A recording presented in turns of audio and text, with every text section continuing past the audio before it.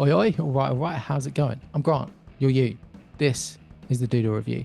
It's a new episode of Ulterior Underground. This is a series where we talk about really specific aspects of alternative music culture. Could be people, could be places, could be bands, cultural artifacts, really whatever the fuck I want to talk about. And a few weeks back, my girlfriend and I went to go and see the Foo Fighters. Now, I know what you're going to say. This is Ulterior Underground, and the Foo Fighters probably are about as above ground as you can get. They are probably next to Rolling Stones and Metallica, maybe the biggest rock band in our current era. Maybe those two bands might have a better legacy, more album sales, but I would potentially argue that Foo Fighters are more relevant among a wider, more mainstream, more younger audience-ish. Anyway, that's not the point that I'm here to make. The point that we're going to make is that, and it started like this, as the band were going through their set, I realized that I was doing the perfect reenactment of the boyfriend explaining meme because I was frothing over Josh Freese and going through at great length and great detail all of the bands that he'd previously been in, and then started doing that for kind of every member of the group. And what struck me when I was doing that is that almost every member in the Foo Fighters have been in, pretty significant, pretty good punk band before they started filling stadiums. And I think this is really unusual. I can't think of another band that its members have been in that many, not just great bands, but also kind of somewhat significant. And then their next band being the biggest thing that they've ever done. So my thesis in this video is like them, love them, loathe them. But I think Foo Fighters are the biggest punk rock supergroup of all time. And I'm going to talk you through how in this video. We're going to go through each member in order of their previous band's influence and legacy within the punk rock scene. And that means we can only really start in one place because we're going to start at the band and the member with the biggest legacy. We got to talk about Pat Smear. So it's well known, Grohl met Smear when he was asked to join Nirvana as a touring guitarist during the In Utero era of that band. He was hired to add some extra weight to the live sound of the iconic grunge band as they started to play bigger and bigger stadiums because they needed, to fill those bigger rooms. The guitar parts were getting a little bit more intricate. But it's the reason that they chose Smear for that role that we have to talk about him, because Pat Smear was in The Germs.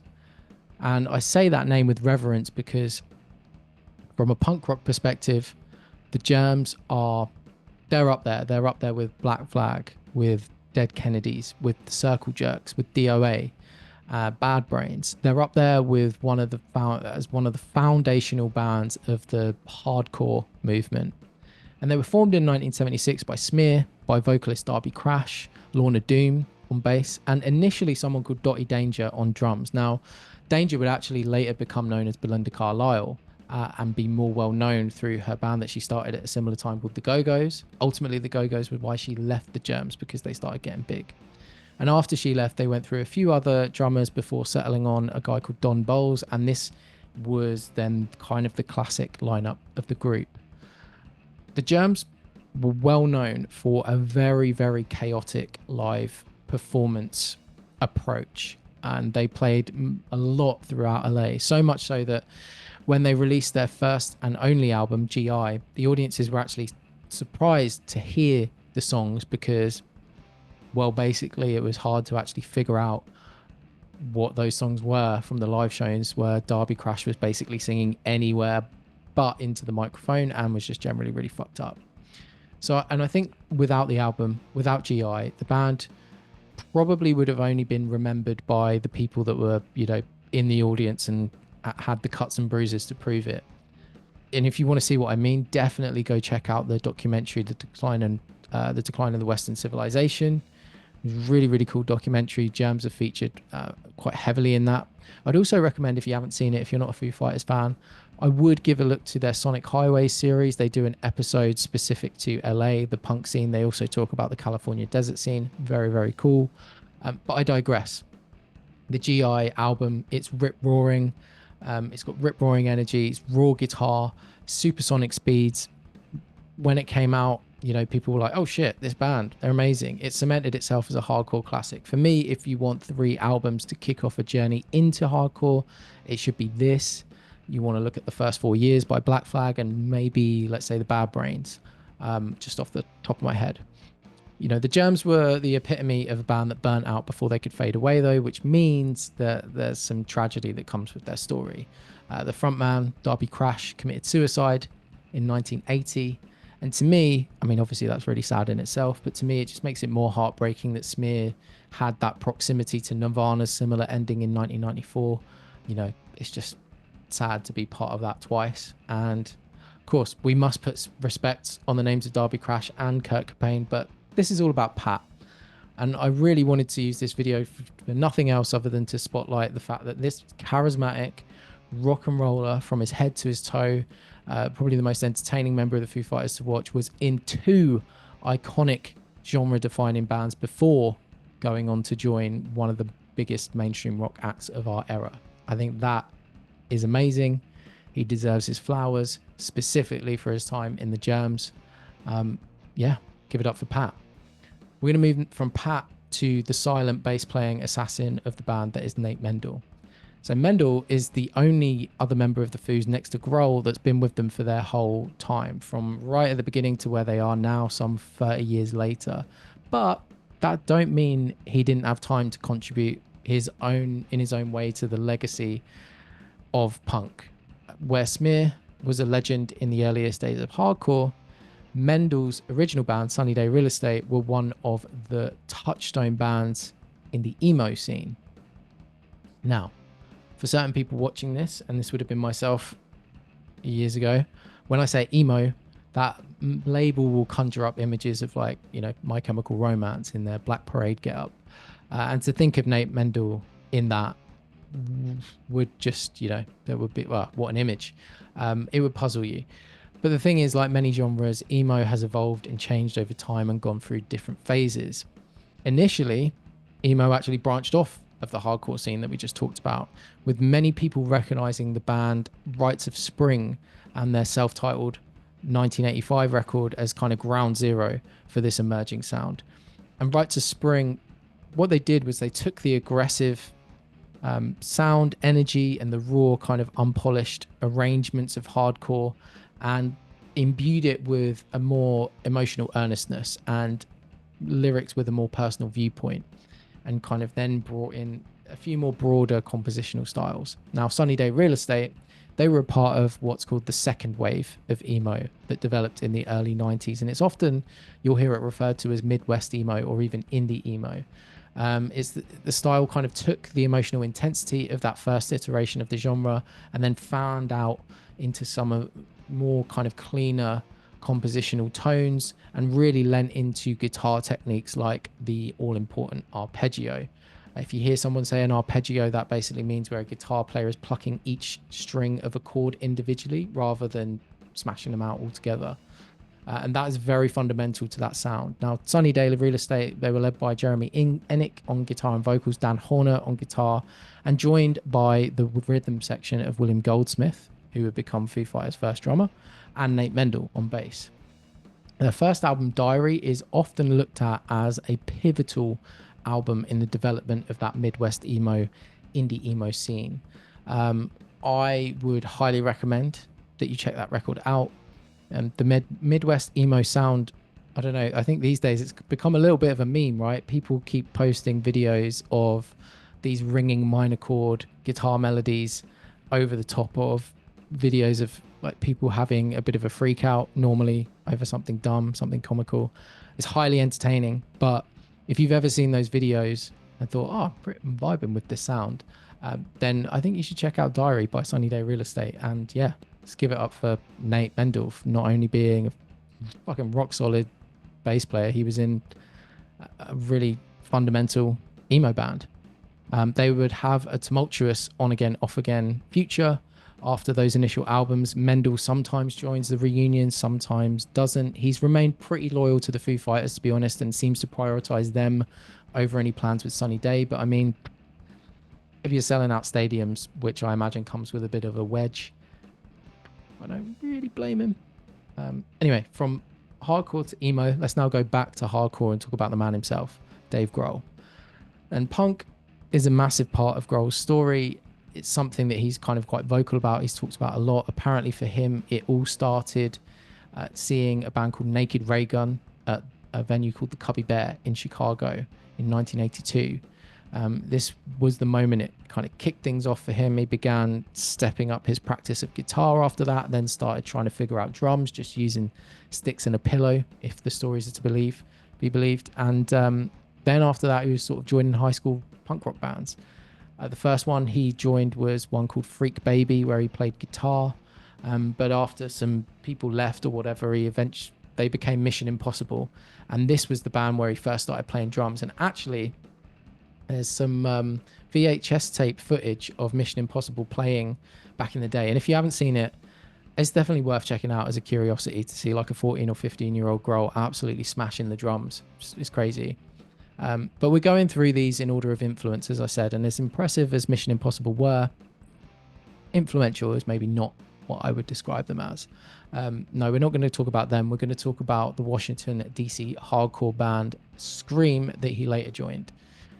And I really like Scream. I think they're actually very underrated considering their music, which was great, and their prominence in the Washington, D.C. scene, which is really important to hardcore's evolution. They were formed in 1981 by the brothers Pete and Franz Stoll, bassist Skeeter Thompson, and they were eventually joined by a drummer called Kent Stax. They were a key band in the influential Washington, D.C. hardcore scene. They were alongside Minor Threat, Government Issue, and who were kind of all, I guess, following in the footsteps of the OGs, which were Bad Brains.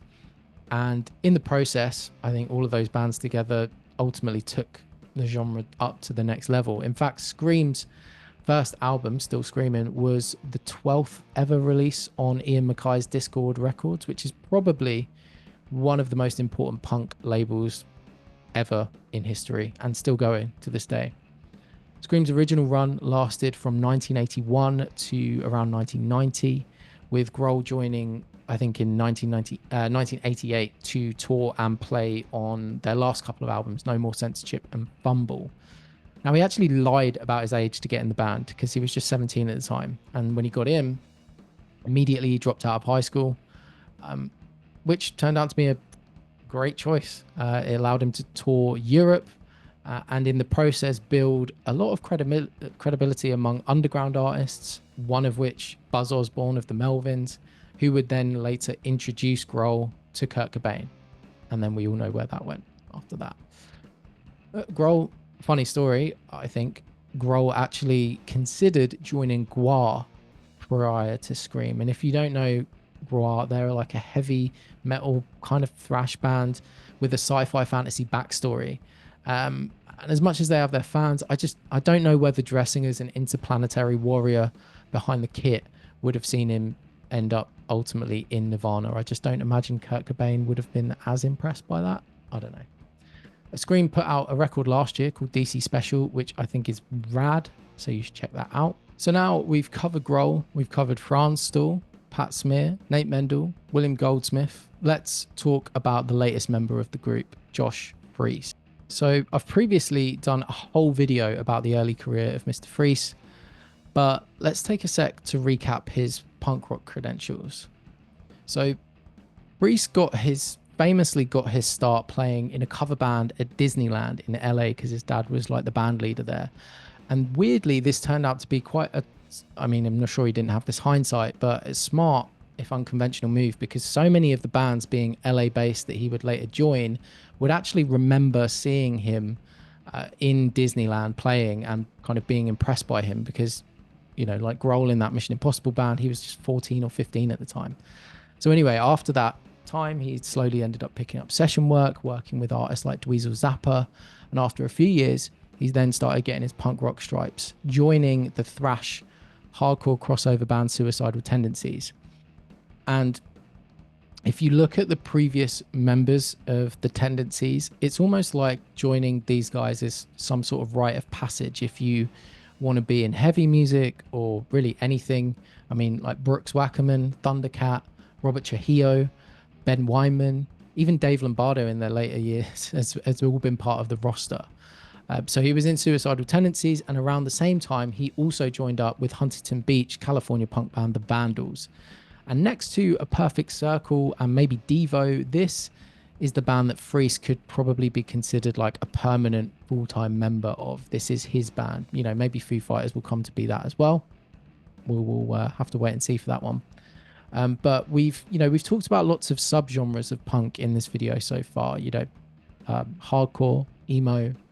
But the Vandals, I would say, are pretty much straight up the middle. They are fast-paced, catchy, often pretty funny. If you were to pin down their sound, at least their kind of most well-known, most revered sound, the stuff that's on like albums like Live Fast, Diarrhea, it sits very much in that early 90s punk revival kind of sound, similar to bands like Offspring and Green Day. It's a version of the genre that you could kind of closely align to pop punk and melodic hardcore. Fast tempos, super catchy hooks, and often rebellious lyrics, but in a more kind of prankstery way than in a political kind of way. Vandals, they're a really cool band. FOOS's drumming is naturally awesome, but they've got some really fun material as well, and they still play to this day. I think Reese is kind of performing with them as and when his schedule allows. But yeah, definitely would recommend checking them out. Time at this point, we got to switch it up. We got to talk about old Shifty. So Chris Shiflett joined the Foo Fighters in 1999 ahead of touring for the album There Is Nothing Left to Lose, and he's remained with the band ever since. Prior to that, though, Shiflett also made his start in punk. He joined skate punk or melodic hardcore band No Use for a Name in 1995 after the Tony Sly fronted band had some kind of lineup changes following the release of their third record, Leche Con Carne. Shiflett remained with the band until departing for the FOOS in 1999 and played on two of their records, 1997's Making Friends and 1999's More Betterness. Making Friends is the only album of theirs I really know, but it's pretty much a banger. No Use for a Name would actually sit pretty comfortably on a playlist with the Vandals. This band is maybe a little harder, a little grittier, edgier, and darker, due in part to singer-songwriter Tony Sly's more kind of angsty tone instead of the Vandals' like Live Hard, Diarrhea comedy. But both bands have really strong melodies and pedal to the metal tempos. So if that sounds up your straza, I'd recommend checking them out. The pre-Foo punk rock journey doesn't actually stop there for Shiflett though, because at the same time as being in No Use for a Name and concurrently on and off throughout his career with the Foo Fighters, he's also been in another big punk rock outfit, maybe the actual original punk rock supergroup, which is Me First and the Gimme Gimmes. And yeah, I mean, we're talking in this video about Foo Fighters being some sort of pseudo punk rock supergroup, but the Gimme Gimmes, they basically are the genuine article. Formed in 1995 by Fat Mike, frontman of NoFX and founder of Fat Records, or Fat Records, a label that both No Use for a Name and the Vandals have released albums under. So it's Fat Mike, Joey Cape of skate punk heroes Lagwagon. And the band's whole kind of raison d'etre is to interpret songs from across the spectrum of popular music over the 20th century, and do so in like a souped up, fast-paced punk rock format. The band has a revolving door of musicians, which alongside Shiflett has featured CJ Ramone, John Reese of Rocket from the Crypt, Brian Baker from Bad Religion, Chris Chaney, who Foo fans will know from, I think he played in Coattail Riders with Taylor Hawkins, and Scott Shiflett, because oh yeah, Chris Shiflett's older brother Scott is also a punk rock hero, playing in bands like Face to Face and many others over the years. So there are two artists we haven't spoken about: Rami Jaffe, the Foo's keys and piano player, who became a full-fledged member in 2017, and of course the legend, the legendary, the legend, the must-missed drummer Taylor Hawkins. Neither of them have an ounce of punk rock in their backstory. I even did do my research to make this statement and found among credits for Jaffe as a studio session musician that he played on a record by a band called The Hookers. And initially, the Wikipedia link takes you to a page for a Kentucky hardcore band. with that name. And at that point, I was like, no fucking way. But actually, you know, after a bit of Discogs deep dive in, it sadly proved that there was another band called the Hookers, which made more, I don't know, adult contemporary kind of bland 90s radio rock. So couldn't quite find the connection there. And obviously, it's well known Hawkins was Alanis Morissette's drummer before the Foo Fighters and a very well known classic rock guy. He loved the greats, he loved Queen, The Police, Rush. And that's exactly what made him a great fit in the band, particularly as they continue to kind of broaden into the stadium rock act that they are today. And of course, you know, despite coming from punk, Grohl and the rest of the band shared a lot of affection for those same bands. Although it's fair to say, you know, Hawkins did actually contribute to the godfather of punk, Iggy Pop's last album before he passed away. So there is that small connection. Anyway, that this video isn't about trying to suggest that, you know, by having a background in punk that it makes anyone sort of superior. And at the end of the day, punk's all about going against the grain, right?